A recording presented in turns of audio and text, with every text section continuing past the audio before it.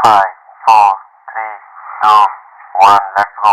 मैंने गुस्से में कुछ ज्यादा ही बोल दिया। कोई बात नहीं सेन्योरिटा, कोई बात नहीं। बड़े बड़े देशों में ऐसी छोटी छोटी बातें होती रहती हैं। বন্ধুরা, এসআরকে যাকে তার ভক্তরা কিং খান বলে চেনে, যে কোনো উৎসবের থেকে বেশি, কোনো পার্টির র্যালির থেকেও বেশি লোকজন তার বাড়ি মান্নাতের সামনে মান্নাত চাইতে চলে আসে।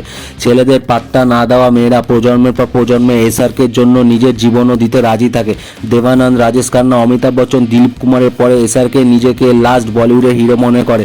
I'll tell you honestly, हाँ ऐसा बोल दूं, बोलो ना, I'm the last of the stars.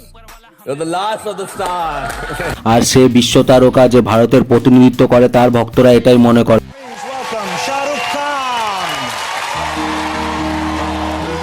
তোমরা তো এটাও জানো যে এসআরকে খুব সংগ্রামী অভিনেতা, যে গরিব ঘর থেকে উঠে এসেছে, এখন বলিউডের কোটি কোটি টাকার মালিক। কিন্তু বন্ধুরা, আমি যদি তোমাদের বলি, এসআরকে কখনোই গরিব ঘরের ছেলে ছিল না। সে তো একটা বড় লোক ক্ষমতাশালী ঘরের ছেলে ছিল। এবার তোমরা ভাবছো আমরা কি তাহলে ভুল জানি, আমরা কি তাহলে মিথ্যে জানি? জানাবো, ভিডিওটা দেখতে থাকো। বন্ধুরা, এসআরকে ফিরে আসাটাকে বলিউডের সর্বশ্রেষ্ঠ ফিরে আসা মনে করা হয়। সে যেখানে লাগাতার দুটো 1000 কোটি টাকার বেশি হিট মুভি করে। হ্যাঁ বন্ধুরা, তোমরা এটাই জানো, কিন্তু এটাও মিথ্যে কথা। আর এই মিথ্যে কথাগুলোর জন্যই বলিউডের মতন ইন্ডাস্ট্রি ফোকলা বা নষ্ট হয়ে যাচ্ছে। এরকম অনেক কথা আছে, অনেক ঘটনা আছে, যেটা শুনলে তোমরা চমকে যাবে, যেটা শুনলে তোমাদের মনের বিশ্বাস নষ্ট হয়ে যাবে।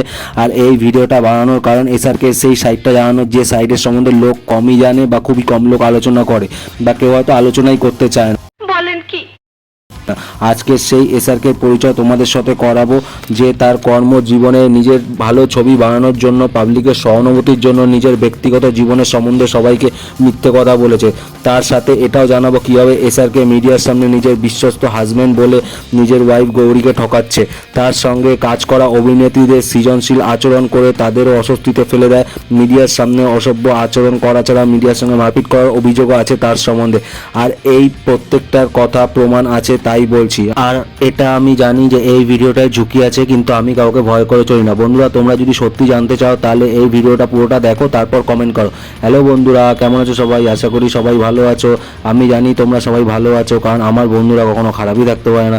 বন্ধুরা, চলে এলাম আরও একটা নতুন ভিডিও নিয়ে তোমাদের কাছে, আরও একজন মুখোশ পরা মানুষের মুখোশ খুলতে। বন্ধুরা, তার আগে चैनल को सब्सक्राइब करो पहले। हाँ जल्दी करो, मुझे पता है कि आप लोग नहीं करते हो, वीडियो देखते हो लेकिन सब्सक्राइब नहीं करते। ये लाल कलर का बटन नहीं से दबाओ, जल्दी दबाओ, जल्दी दबाओ, फिर मैं शुरू करूँ। दबा दो जल्दी, दबा दिया, घंटी भी दबा देना, ठीक है? আমি জানি তোমরা করে দেবে। तो चलिए शुरू करते हैं। বন্ধুরা, এই ভিডিওটা 4 ভাগে ভাগ করা রয়েছে, একটা একটা করে আলোচনা করি। বন্ধুরা, আমরা ছোটবেলা থেকেই শুনছি যে এসআরকে খুব গরিব ঘরের ছেলে, এতটাই গরিব যে ডালের সঙ্গে জল মিশিয়ে খেত, যেন পুরো পরিবারের হয়ে যেত।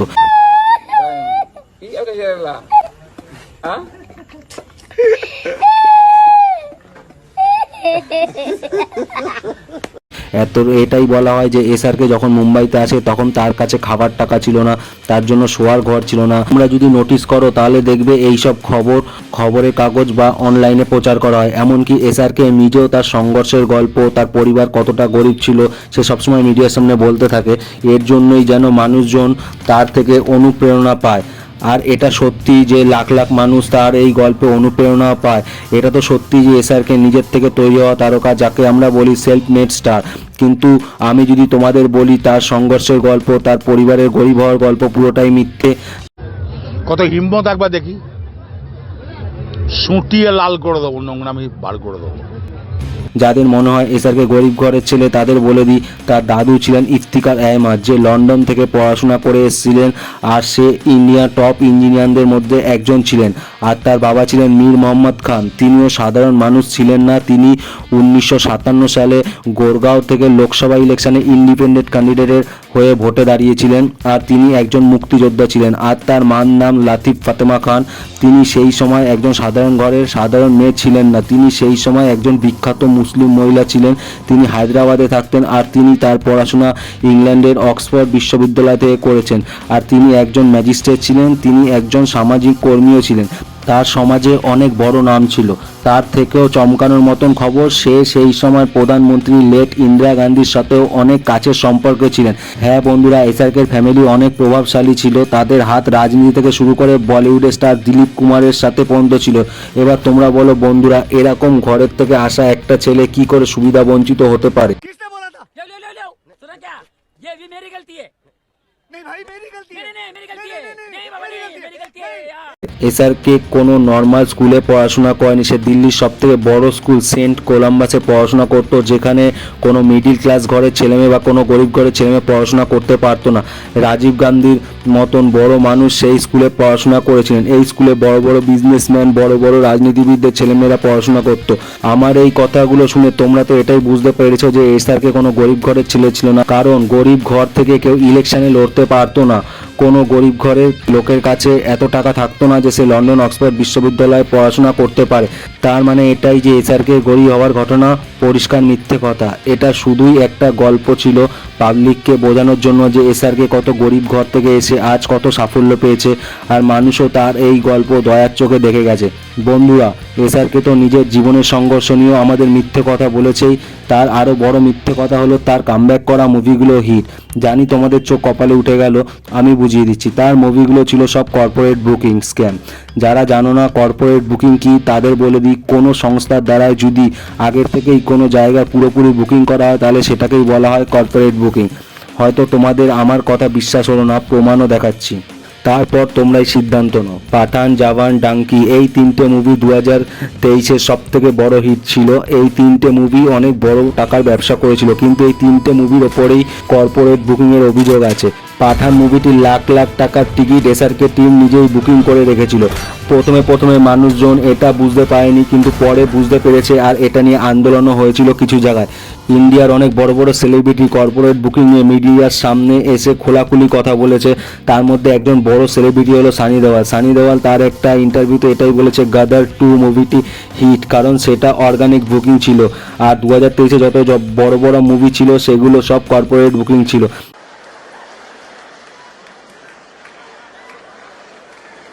এসআরকের মুভি সবসময় ধামাকাদার নাম্বার দেখায়। এটা কি সত্যি কি তার ভক্তরা এত পরিমাণে টিকিট বুক করে, নাকি এগুলো সব একটা স্ট্র্যাটেজিক মুভিটা ব্লকবাস্টার বানানোর জন্য? रुको जरा, सबर करो, बोला धक्का बुक्की नहीं करने का, आराम से लेने का। हाँ, অনেক রিপোর্ট এটাই বলছে যে এসআরকে নিজের টিমই লাখ লাখ কোটি কোটি টাকার টিকিট বুক করে নেয় আগের থেকে, যেন মুভিটি ওপেনিংয়ের দিনই হাউসফুল হয়ে যায়, আর পাবলিকের মনে হয় যে মুভিটি খুব হিট, মুভিটি তো দেখতেই হবে। বন্ধুরা, বলিউড থেকে তো এসআরকে মুভি কর্পোরেট বুকিংয়ের অভিযোগ যাওয়াই আছে, কিন্তু সাউথের থেকেও বড় বড় বিখ্যাত সেলিব্রিটি সন্দীপ রেড্ডি, বাঙ্গার মতন লোকও এসআরকে মুভি কর্পোরেট বুকিংয়ের অভিযোগ করেছে। বন্ধুরা, এসআরকে শুধু পাঠান আর জওয়ান মুভিতেই থেমেছিল না। ডাঙ্কি মুভি রিলিজ করার পরে পিঙ্ক ভিলার মতন বড় প্রোডাকশন এই অভিযোগ করে যে কোটি কোটি টাকার টিকিট আগের থেকেই বুকিং হয়ে গেছে। এমনকি বক্স অফিস ইন্ডিয়া, যারা বলিউডকে সাপোর্ট করে, তারাও এই একই অভিযোগ করে। তিনটে মুভিতেই তার এত বড় চুরি ধরার পর এটাই মনে হয় তার এই মুভিগুলো হিট, সেটাও এসআরকে টিমের সাজানো ঘটনা। এটা পরিষ্কার মিথ্যে কথা। এবার তোমাদের মনে একটা প্রশ্ন আসছে, এসআরকে যদি এত বড় স্ক্যাম করে থাকে তাহলে তার বদনাম হচ্ছে না কেন বা তার ছবি খারাপ হচ্ছে না, সেটাও বলবো। আর এটাও বলবো কিভাবে সে ডাইরেক্ট পাকিস্তানকে সাপোর্ট করেও ভালো থাকে পাবলিকের কাছে। জানি বন্ধুরা ভিডিওটা বড় হচ্ছে, কিন্তু দেখতে থাকো কিভাবে তোমাদের পছন্দের সুপার হিরো এসআরকে তোমাদের ঠকিয়ে যাচ্ছে দিনের পর দিন। अभी मैं गाली नहीं दे सकता। नहीं, गाली नहीं देना। फैमिली देखती है, वरना मैं ऐसे गाली दूं, ऐसे गाली दूं ना, जिंदगी भर याद रखें ये बड़े हुए। বন্ধুরা, এতক্ষণ তো আমরা এটা জেনে গেছি যে এসআরকে সংঘর্ষের জীবন মিথ্যে কথা, তার মুভির কালেকশন মিথ্যে কথা, সে গরিব ঘরের ছেলে সেটাও মিথ্যে কথা। এবার তোমরা এটা ভাবছো তার ইমেজ ড্যামেজ হয় না কেন? তার পুরো ক্রেডিট হলো তার পিআর টিমের। অনেকে এটা জানো না যে পিআর টিম কি। পিআর টিমের মানে পাবলিক রিয়াকশন। এই টিম জনপ্রিয় সেলিব্রিটিদের হয়ে কাজ করে, যেমন মিডিয়া রিলেশন, কৌশলগত যোগাযোগ, event management, social media management, সংকটকালীন ব্যবস্থা, বাজার গবেষণা, ব্র্যান্ড ইমেজ তৈরি করা এবং এটা বজায় রাখা। তার পিআর টিম মিডিয়াকে এত ভালোভাবে কন্ট্রোল করে যে যা কিছুই হয়ে যাক এসআরকে ইমেজ ড্যামেজ কখনোই হয় না। তোমরা তো এটাই জানো যে অক্ষয় কুমার, অজয় দেবগন, শাহরুখ খান তিনজনে মিলে একটি বিমলের অ্যাড করে, তখন অক্ষয় কুমারকে পাবলিকের কত খারাপ কথা শুনতে হয়েছিল, আর তার ছবি পাবলিকের কাছে এত খারাপ হয়ে গেছিল যে সে ক্ষমা পর্যন্ত চেয়েছিল। তারপর সে ওই কন্ট্রাক্টটাকেই ক্যান্সেল করে দেয়। অজয় দেবগনকে আজও পাবলিকের ট্রোলিং সামনা করতে হয়, কিন্তু ওই একই অ্যাড করার পরেও ওই একই রকমের ইমেজ ড্যামেজ, একই রকমের পাবলিক ট্রোলিং শাহরুখ খানকে কখনো সহ্য করতে হয়নি। একটার আগেও তার ছবি মানুষের কাছে ভালো ছিল, একটার পরেও তার ছবি মানুষের কাছে ভালো, কারণ এসআরকের পিআর টিম তাকে পাবলিকের কাছে সবসময় ভালোভাবে উপস্থাপনা করে। कुछ न कुछ तो गड़बड़ जरूर है। মিডিয়াতে 2 দিন পর এসআরকের জন্য ভালো ভালো খবর ছাপা হয় আর তার একটা ভালো ছবি পাবলিকের সামনে তৈরি করা হয়। কিন্তু এসআরকে কিছু এমন কথা মিডিয়ার সামনে বলেছিল যাতে পুরো দেশ তার উপর বিভ্রান্ত হয়ে পড়ে আর তার ছবিও কিছুটা নষ্ট হয় পাবলিকের সামনে। যেমন 2008-এ মুম্বাই অ্যাটাকের পর যখন পুরো দেশ পাকিস্তানের উপর রেগেছিল তখন এসআরকে বলেছিলেন Pakistan is a great never to have, we eventually love them. মানে পাকিস্তান এমন একটি দুর্দান্ত প্রতিবেশী যে আমরা তাদের ভালোবাসি। যখন পাকিস্তানের অ্যাটাকে আমাদের অনেক মানুষজন মারা গিয়েছিল তখন এসআরকের এই বিবরণ আমাদের অবাক করে দিয়েছিল। এটা যদি অন্য কোনো সুপারহিরো বলতো তাহলে মিডিয়া আর সোশ্যাল মিডিয়া তার 12টা বাজিয়ে ছেড়ে দিত, কিন্তু এসআরকের পিআর টিম এতটাই স্ট্রং যে তার পাকিস্তানের প্রতি ভালোবাসাকে কখনোই বিরোধিতা করার সুযোগ দেয় না। কিন্তু কথা হচ্ছে এটাই মুখোশ পরে আর কতদিন। কত হিম্মত একবার দেখি, সুটিয়ে লাল করে দেবো, নোংরামি বার করে দেবো। এবার তোমাদের এসআরকে সেই মুখোশ পরা সেই সাইডটা দেখাবো যেটা সে মেয়েদের সামনে পড়ে থাকে, কিভাবে সে তার বউকে ঠকাচ্ছে আর কিভাবে তার সঙ্গে কাজ করা মহিলা অভিনেত্রীদের অসভ্য অবৈধ কথাবার্তা বলতে থাকে। ওই সমস্ত নিয়ে কেউ আলোচনা করে না বা হয়তো ভয় পায়, কিন্তু আমি কাউকে ভয় পাই না আর এর জন্যই তো আমি আছি মুখোশটা খুলে দিয়ে তোমাদের আসল মানুষের সঙ্গে পরিচয় করাবো বলে। কিছু বলো না, কেন কেন কিছু বলেন না, কিছু বলেন না। দেখো বন্ধুরা, এসআরকে তো এমনি পাবলিকের চোখে একটু সবুজ পতাকার মতো, যে মেয়েদের খুব সম্মান করে, মেয়েদের সাথে খুব ভালো আচরণ করে, সে সেই সব করে যেটা একটা আসল পুরুষ মানুষের করা দরকার। তার জন্যই তার অনেক মহিলা ভক্ত আছে। কিন্তু আমি তোমাদের এসআরকে আজকে সেই অসভ্য অভদ্র বিষয়ে জানিয়ে দেবো যেটা শুনলে হয়তো তোমাদের ওই সবুজ পতাকা তার গায়ে ঢুকিয়ে দিতে ইচ্ছা করবে। अबे साले कभी मेरा माफ करना, गुस्से में इधर उधर निकल जाता हूँ। शाहरुख खान। मैंने पहले आंख बंद कर ली। বন্ধুরা, এসআরকে অভদ্র আচরণ কোনো লিমিট নেই। বেশিরভাগ ইন্টারভিউতে সে কিছু না কিছু অভদ্র আচরণ করতে থাকে। शाहरुख this side हो कहाँ आप? यहाँ I'm literally sorry because yeah Lipika here I'm literally sorry Don't worry, Deepika, it's all right. Lipika Oh, I'm so sorry, Deepika. যেমন প্রীতি জিন্দার সাথে একটা ইন্টারভিউতে সে প্রীতি জিন্দাকে বলেছিল I will make you pregnant. এসআরকের এই লাইন শুনে প্রীতি জিন্দা অনেক আনকমফোর্টেবল ফিল করেছিল। यूटीवी प्रोड्यूस कर रही है और आप उसमें हैं, तो ऑलरेडी आप प्रेग्नेंट हैं? I can do this for you. I can make you pregnant. Camera गिर गया। এটা তো ছিল ন্যাশনাল লেভেলের অভদ্রতা। এসআরকে ইন্টারন্যাশনাল লেভেলের অভদ্রতা করতেও ছাড়েনি। কথা বলছি এসআরকে আর লেডি গাগার সেই ইন্টারভিউ নিয়ে, যার সম্বন্ধে বলতেও লজ্জা লাগে। তোমরা দেখো। Would like to date you? Yes. You're married. Absolutely not. Oh, who told her about this marriage thing of mine here? I'm a good girl. I don't believe in that. I'm a good boy. Well, I know you are. And I believe in that. I'm a one guy girl and I'm very old fashioned in that way. So absolutely no way. I'm gonna give you my watch. No, you're not No, gonna I'm give gonna me. give you No, that, I yeah. don't want your No, watch. please. You know, No. it's not an expensive watch. No. No, please. No. I mean, and you know, you become. Come here. এই ব্যাপারটা দেখে কি মনে হলো? একজন বিবাহিত পুরুষ মানুষের কি এটা করা উচিত? জানি এসআরকে কিছু অন্ধ ভক্তরা বলবে এটা কোনো ব্যাপারই না, এই ব্যাপারেও এসআরকে আড়াল করার চেষ্টা করবে। কিন্তু তাদের বলে দিই, এসআরকে আর প্রিয়াঙ্কা চোপড়ার সাথেও রিলেশন ছিল। शाहरुख से ऐसी क्या प्रॉब्लम? सर वो भी उस लिस्ट में है, आप क्या जानो, किसी को पता ही नहीं। अच्छा, वो भी उस लिस्ट में। আর কারণ জোহরের সাথেও তার সম্পর্ক ছিল। তার বউকে সে সবার সামনে সবসময় ঠকিয়ে গেছে। আর তার আর প্রিয়াঙ্কা চোপড়াকে নিয়ে প্রচুর কথা আছে। তামিল সিঙ্গার সুজিত রাও বলেছে শাহরুখ খান ভালোবাসা নিয়ে কোনো ভেদাভেদ করে না, তার দুটো জিনিসই খুব পছন্দ। বুঝতেই পারছো কোন দুটো জিনিস পছন্দ। আর সুজিতরা এটাও বলেছিল সে আর কারণ জোহর দুজনে ইউকের একটা গে ক্লাবে গিয়ে এনজয় করতো।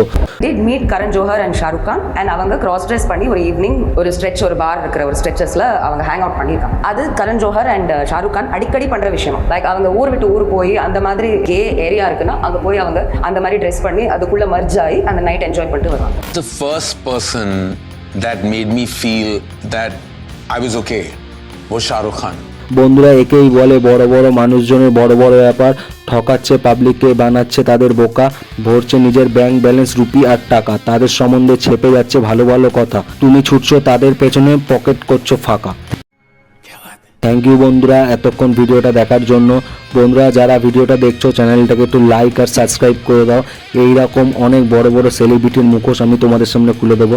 বন্ধুরা এরকম ভিডিও বানাতে অনেক জানকারি আর অনেক পরিশ্রমের দরকার হয়। চ্যানেলটাকে একটু সাবস্ক্রাইব করে বন্ধুরা আমার ইউটিউব ফ্যামিলিতে যুক্ত হয়ে যাও। বন্ধুরা মুখোশ পরা মানুষদের থেকে দূরে থাকো, আর খেটে খাওয়া মানুষদের সম্মান করো, চেটে খাওয়া মানুষদের নয়। জীবজন্তুকে ভালোবাসো। দেখা হবে পরের ভিডিওয়ে, ততক্ষণের জন্য সবাই ভালো থাকো, সুস্থ থাকো, টাটা।